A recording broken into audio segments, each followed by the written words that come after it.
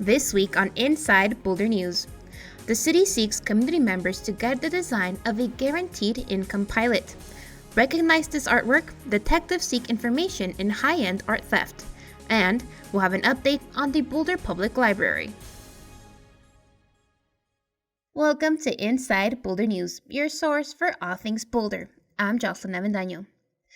Boulder's main library closed its doors to the public on December 20th when testing of restroom exhaust vents showed levels well above state thresholds for methamphetamine contamination. Based on recommendations from an environmental remediation contractor and input from state and county health officials, the city began a gradual reopening of the main library this week. For the past few weeks, Boulder's main library has been closed to the public. During the closure, the city has been conducting environmental testing and remediation plans due to found methamphetamine contamination found primarily in the building's public-facing restrooms. What the testing showed us was helpful, very helpful. It showed us that yes, in the main library bathrooms that are public-facing, primarily the ones that are most heavily used, which are on the main level in the central part of the building, there were high levels of methamphetamine contamination, both in the ducts and on some of the surfaces that people could touch. So those areas are going to need to be fully remediated. We did also, however, find some lower levels of contamination on a couple of seating areas in the main library that have been heavily used. The city is currently in the process of hiring certified remediation contractors to remove the impacted furniture in the seating areas and then conduct a thorough remediation of the restrooms. This remediation is expected to take several weeks. The discussions have been primarily focused on the urgent, what do we need to do to get the library safely opened now? But a corresponding discussion is, how are we going to deal with this issue more broadly? And how are we going to prevent it from happening again? The reality is the city of Boulder and the Boulder Public Library are not the only places that are grappling with the methamphetamine epidemic. This is a problem across our entire country. It just so happens that we did the responsible thing, which was to test when we began to notice things that caused us concern. We were not legally obligated to test, but we did. In a release Friday afternoon, the city announced that the Boulder Main Library will reopen its doors to the public on Monday, January 9th. Remediation work will still be conducted. During this time, no public restrooms will be available until the work is completed. For more information, please visit the city's newsroom. Community members are invited to a virtual forum next week to get to know 3 candidates under consideration to become Boulder's next independent police monitor. The independent police monitor works in the city manager's office to support transparency, accountability, community engagement, and best practices in policing. This position receives and reviews complaints and works with the police oversight panel, the Boulder Police Department, and other city leadership to improve performance of the Boulder Police. The 3 finalists are Mac Muir, who most recently served as the supervising investigator for the Civilian Complaint Review Board for the City of New York. He also served as an investigator with the organization. Prior to his time in New York, Mac was an executive assistant to the Governor's Legal Counsel Office in Denver, Colorado.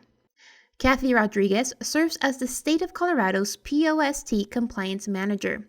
She previously served as an Advocacy Services Manager for the Adams County District Attorney's Office, as a Program Director in the Healthcare Branch for the Colorado Department of Regulatory Agencies, and additionally as an Adult Standards and Community Notification Coordinator for the Office of Sex Offender Management with Colorado's Department of Public Safety. Gina Torres currently serves as a police monitor for the Albany Community Police Review Board. Prior to her current role, she was an investigator for New York State, a police officer for both Coleman's Police Department and the Albany Police Department in the state of New York. Community members are invited to participate virtually in a candidate forum on Wednesday, January 11th from 6 to 7:30 p.m. The forum will be live streamed on the city's YouTube channel and on Zoom in English and Spanish. Participants may submit questions ahead of time online on the website seen on your screen or in Zoom during the forum. More information may be found on the city's newsroom. Do you recognize any of these pieces? The 5 pieces of artwork seen here are valued at more than $400,000. The Boulder Police Department is asking for the public's help to locate these high-end pieces of artwork that were stolen from a locked truck in the city. On the evening of December 14th, a company transporting several pieces of artwork across the country stayed the night at a hotel in the 5300 block of South Boulder Road.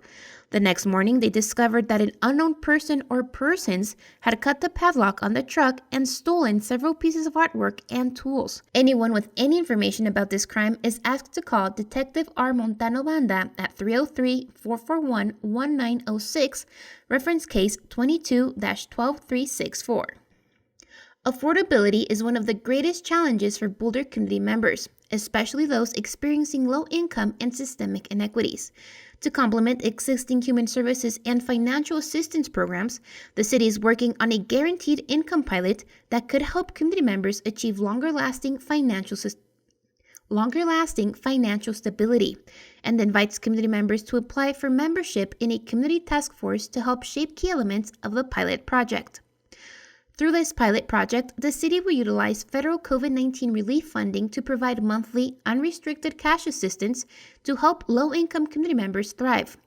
The Community Task Force will provide input to city staff and project consultants, impact charitable on project elements such as target population, amount and duration of cash assistance, participating eligibility criteria, project outcomes, and evaluation. City of Boulder staff and Impact Charitable will select task force participants based on low-income lived experience, diverse personal identities including historically underrepresented communities, experience with design and evaluation of programs that benefit low-income community members, and availability and commitment to this project. Most task force activities will take place in January through April of 2023. Applicants are expected to attend 3 meetings in January of 2023, which will be held in person at the Penfield Tate Municipal Building at 1777 Broadway. Mandatory meetings will be held on the dates seen on your screen.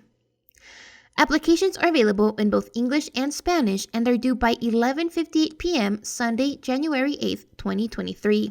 For more information about the Guaranteed Income Pilot Project, visit the city's website or contact Elizabeth Crow at the email seen on screen. Thank you so much for joining us on this week's edition of Inside Boulder News. Connect us on Facebook and Twitter. You can also sign up to receive video updates right in your inbox. Just go to boulderchannel8.com and click on subscribe. And be sure to check out the city's online newsroom for the latest city news. We'll see you next time.